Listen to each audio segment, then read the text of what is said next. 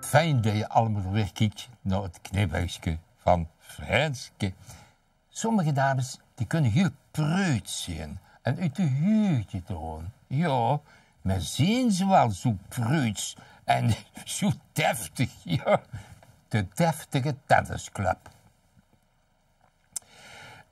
De 3 preutse dames in de kleedkamer geschoten jennen, komen een man en de bul op een kop naaks binnen rennen. De vrouwelijk bekeken hem en de eerste zag, is die goed kind? Dat is gelukkig.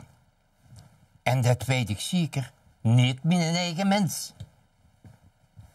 Met een uitgestreken gezicht en een harde nonde tjauw bevestigde dat pertinent, zonder na te denken, ook de tweede vrouw. Wat je zegt, geachte dames, kan ik allemaal beamen. Maar hij is zelfs geen lid van die club. Zo goed, de derde dame.